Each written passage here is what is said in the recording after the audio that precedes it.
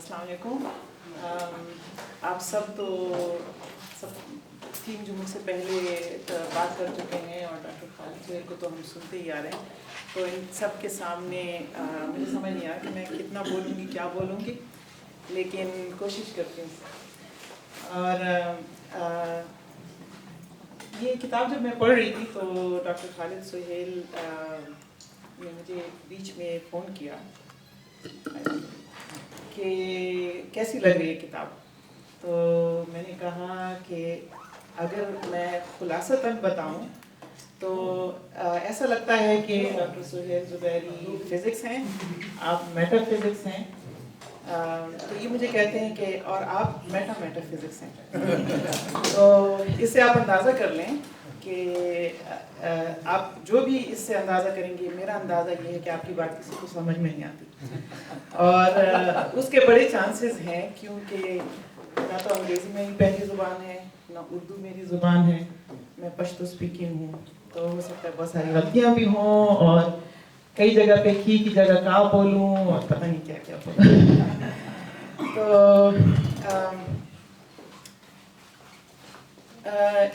Doctor Khalid Suhail जब भी मिलते हैं तो अक्सर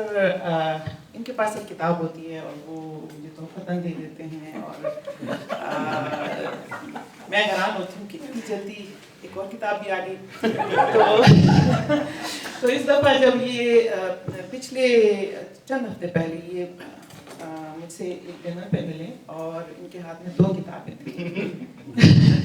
और उनमें से एक किताब ये थी और बड़े खूबसूरत ये मुझे ऑटोग्राफ दे देते हैं। मुझे समझ नहीं आता कि मैं उसके काबिल हूँ कि नहीं, अच्छे से अल्फाज लिख देते हैं, तो मुझे बड़ा अच्छा लगा उसमें। लेकिन मैंने इनसे ये कहा कि आप हर दफ़ा आपके हाथ में किताब होती है, अगर हम 1 महीने के बाद मिलते हैं तो मैं अंदाज़ा कर रही थी कि कोविड के ज़माने में जहाँ पे अक्सर लोग थोड़े से डिप्रेसिव फेज़ में चले गए थे, आप सब इसका अंदाज़ा कर सकते हैं। डॉक्टर खालिद सुहेल के लिए ये कोविड का ज़माना बहुत ही इफ़ेक्टिव, बहुत जिससे इन्होंने खूब मज़ा लिया उस तरह का साबित हुआ। और इन्होंने एक के बाद दीगरे किताबें लिखी, तो उससे आप अंदाज़ा कर सकते हैं कि ये बेसिकली इंसान पे ही डिपेंड करता है कि आपने वक्त के साथ क्या करना है। तो ये सबक तो हमने सीख लिया। दूसरी बात, मैं असल किताब के बारे में शुरू करने से पहले डॉक्टर शाहिद अख्तर ने 3 E's का जिक्र किया, तो एग्जैक्टली यही मेरा इम्प्रेशन था। किताबें तो बहुत होती हैं, लेकिन जब आप पढ़ते हैं तो कहीं ना कहीं आपका जो एंथुजियाज़म है वो या तो डाई डाउन होगा, फिर आप उसको पुश करते हैं कि बस मैं ये अपने आप को बता सकूं कि मैंने किताब पढ़ ली है, और या जो है आप दूसरी डायरेक्शन में चलते हैं कि आपको उसका रखने को दिल नहीं करता। मैं अपने आप को बहुत किताबें पढ़ने का मुझे शौक़ है, लेकिन बड़ी सिलेक्टिव हूँ, अगर ना लगे तो फिर अपने आप को पुश भी ज़्यादा नहीं करती। इस किताब को कम से कम मैंने 3 दफ़ा, बल्कि कुछ सेक्शंस को 4 दफ़ा पढ़ा होगा, और वो सिर्फ इस रिव्यू के लिए नहीं। इसमें बहुत सारे वो क्वेश्चन हैं, जब मैं डॉक्टर खालिद सुहेल के साथ बैठती हूँ तो ये मुझसे, जैसे डॉक्टर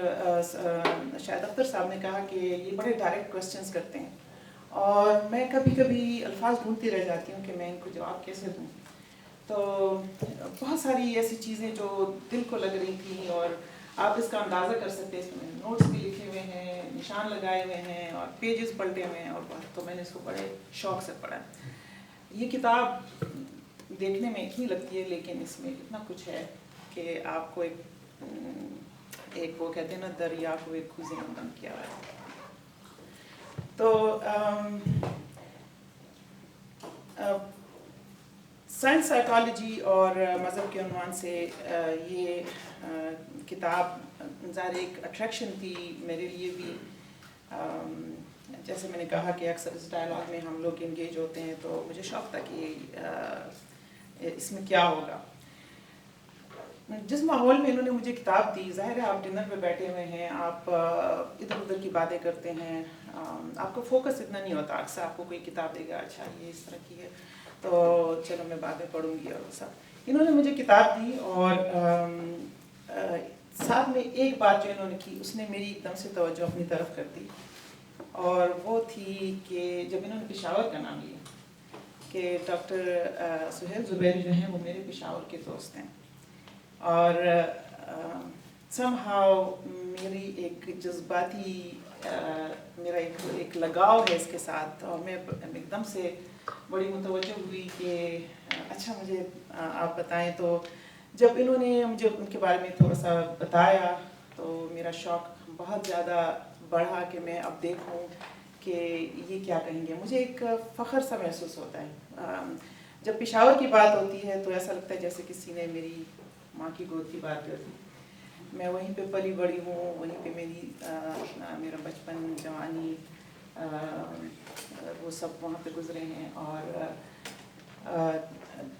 تو مجھے ایک لگاؤ سا محسوس ہوا. ڈاکٹر سہیل زبیری سے آج میری پہلی ملاقات ہے، لیکن مجھے ایسا لگا کہ جیسے ایک اپنائیت کا احساس، اور مجھے ایک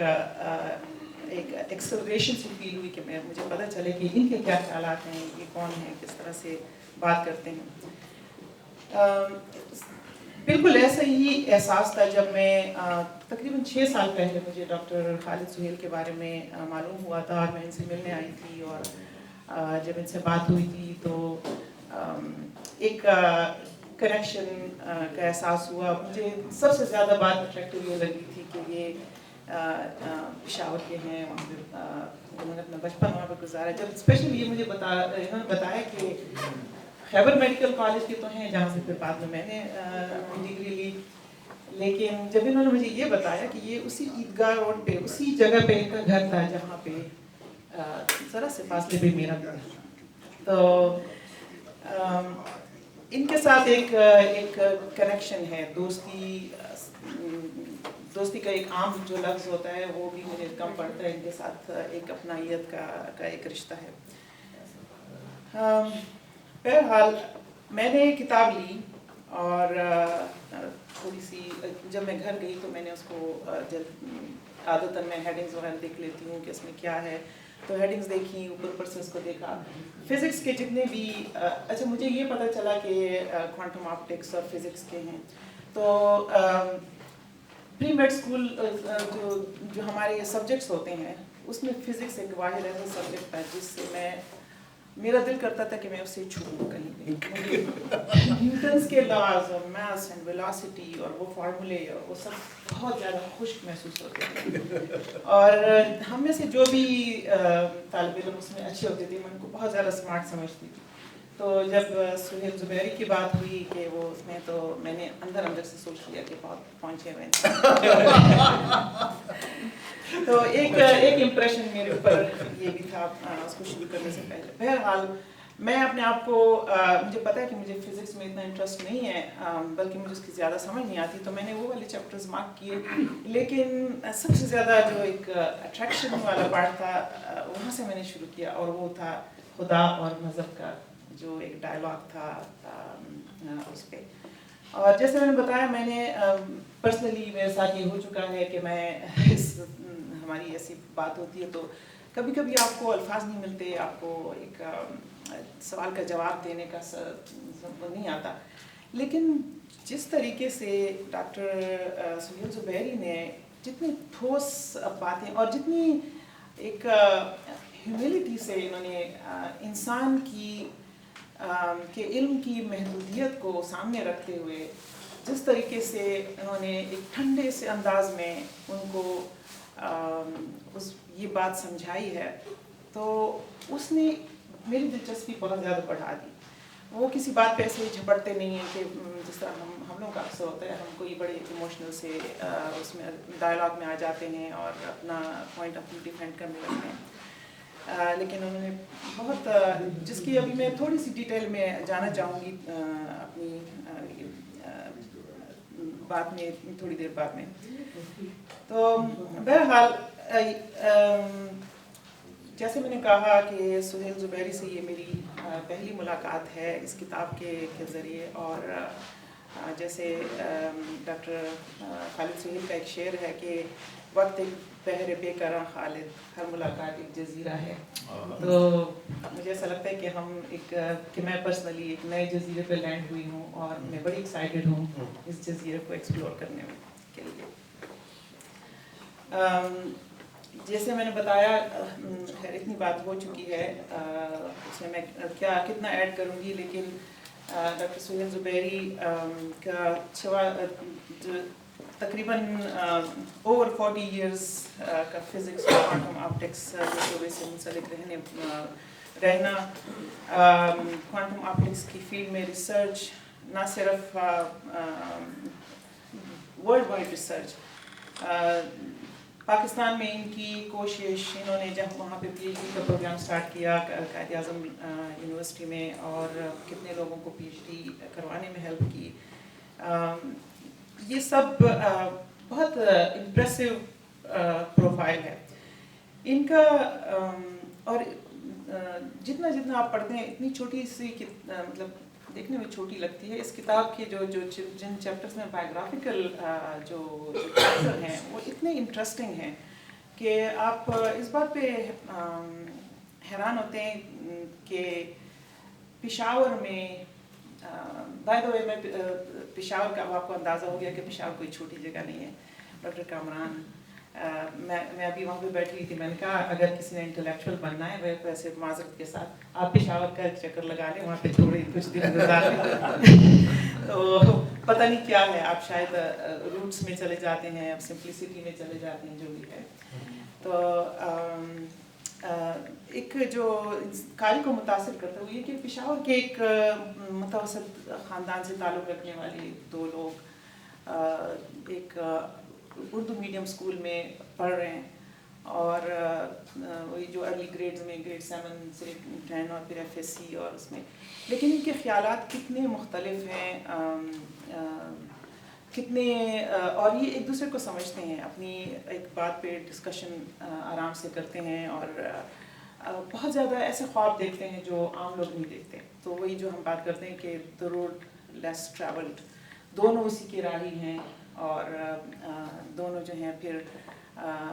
جو انہوں نے اپنے اپنے خواب دیکھے ہیں جو کہ ایک عمومی خواب نہیں ہے، پھر اس کے پیچھے جس طرح یہ جاتے ہیں. اسپیشلی سہیل زبیری کا مجھے ایک امپریسو، میں نے تو یہ بتایا نا کہ فزکس، خالد سہیل تو میری طرح میڈیسن میں چلے گئے، تو میں اپنے آپ کو بہت ایوریج سمجھتی ہوں، تو یہ میڈیسن میں شاید ان کی امی نے اسی طرح ہی کہا. لیکن سہیل زبیری کیونکہ ہمیں میڈیسن میں جانے کے لیے اکثر تو پش ملتی ہے، لوگ آپ کو اپروو کرتے ہیں، پھر آپ کے واہ واہ بھی کرتے ہیں، لیکن سہیل زبیری نے ریئلی ایک وہ والا راستہ وہ کیا جہاں پہ صرف لوگوں کا کہنا ہی آپ کو ایک نیگیٹو انرجی دیتے کہ کیا ہے فزکس، کیا چیز ہے، اور آپ اس میں کیا کریں گے، اور آپ لیکچرر بن جائیں گے، اور اس طرح کی باتیں ہوتی رہتی ہیں. لیکن انہوں نے نہ صرف جو ان کا خواب تھا اس کو پرسو کیا، بلکہ اس خواب میں سے بھی انہوں نے ایک ان یوزول ڈائریکشن سلیکٹ کی، جس میں یہ اپنے بک میں بتاتے ہیں کہ اس وقت ان سبجیکٹس کے ٹیچرز بھی نہیں تھے، اور ان کو ان سبجیکٹس کے لینے کا صرف اس وجہ سے اجازت دی گئی کہ you will be responsible for itself, اپنے لیے خود ہی. تو ایک ان کی کلاسز نہیں تھی پہلے سے establish, so he went on that route. اور جس چیز نے مجھے بہت زیادہ امپریس کیا وہ یہ کہ جب ان کو لگا کہ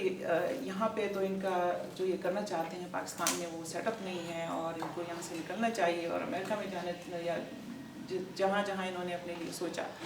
وہاں پہ بھی انہوں نے صرف جانے کا نہیں سوچا کہ کسی بھی یونیورسٹی میں وہ انٹر ہوں، بلکہ انہوں نے وہاں کے ہائر لیول کے جو ان کے جو ٹیچرز ہیں، جو سپروائزرز ہیں، جو پہنچے ہوئے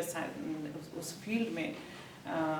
لوگ ہیں، ان کو ٹارگٹ کیا، اور پھر انہوں نے جس طریقے سے جا کے ان کو امپریس کیا، and then he became their student, and then he achieve that goal. That was really impressive. Naeem Ashraf صاحب کا کالم میری نظر سے گزرا، وہ اس میں سوال کرتے ہیں کہ کیا ایسے لوگوں کی کہانیاں ہمارے نصاب کا حصہ نہیں ہونا چاہیے. تو میں کہتی ہوں ایسے ہی لوگوں کی کہانیاں جو ہیں وہ ہمیں آگے بڑھنے میں بہت زیادہ ایک پش اس سے ملتا ہے کہ آپ یہ نہیں کہہ سکتے کہ یہ آپ کا عام ماحول ہے. میں نے تو اردو میڈیم اسکول میں پڑھا ہے اور امریکہ میں جا کے میں جب آپ جاتے بھی ہیں تو آپ بس جہاں پہ آپ کو جگہ مل جاتی ہے وہاں پہ یہی سب آپ نے نہیں کرنا, بلکہ آپ جو ہے نا آپ خواب بڑے دیکھیں. اور تو یہ اس طرح کی انٹرویوز, یہ ملاقاتیں, اس طرح کے لوگوں کی کہانیاں وہ ہمارے نصاب کا ڈیفینیٹلی حصہ ہونے چاہیے. کئی دفعہ ایسا ہوتا ہے کہ پچھلے لوگوں کی کہانیاں اس میں ہوتی ہیں, لیکن جو نئی جنریشن ہوتی ہے ایک فیس ویلیو میں وہ آپ کو ایک کہانی لگتی ہے, لیکن جو کرنٹ لوگ ہوتے ہیں جنہوں نے اتنا کچھ کیا ہوتا ہے وہ آپ کے سامنے ایک ٹھوس مثال ہوتی ہے. تو ڈیفینیٹلی نصاب کا حصہ تو ڈیفینیٹلی ہونا چاہیے, اور آئی تھنک اس سے ہمارے ایجوکیشنل سسٹم میں بہت it will be a strong part of educational system. اس کتاب کے بارے میں آئی وش کہ میں شاہد اختر کی طرح بات کر سکتی, اتنی بہت زبردست اس میں, اور یا میں مرزا یاسین بیگ صاحب کی طرح میں آج میں نے پہلی دفعہ آپ کو سنا ہے, اٹس ریئلی امیزنگ. لیکن میں چند ایک پوائنٹس جس پہ میں خاص طور پہ بات کرنا چاہتی ہوں, اور تھوڑا تھوڑا ان پہ لوگوں نے ٹچ کیا بھی ہے, اور وہ یہ کہ خاندان, پرورش اور آپ کے آس پاس کے ماحول کا آپ کی مستقبل پر کیا اثر ہوتا ہے, جو بہت کلیئر ہے اس کتاب سے. کہ میں نے جیسے کہا کہ اوسط درجے سے کے خاندانوں سے ان کا تعلق ہے, اور پھر یہ ایک عام ماحول میں. تو ڈاکٹر زبیری اپنے والدین کے بارے میں لکھتے ہیں کہ ان کے والدین متوسط درجے کے تعلیم یافتہ اور کافی مذہبی لوگ تھے, لیکن انہوں نے کبھی بھی اپنے بچوں پر اس معاملے میں سختی نہیں کی. اور وہ کہتے ہیں کہ میری ماں کی کوشش ہوتی تھی کہ ہم ایک متجسس اور سوال کرنے والی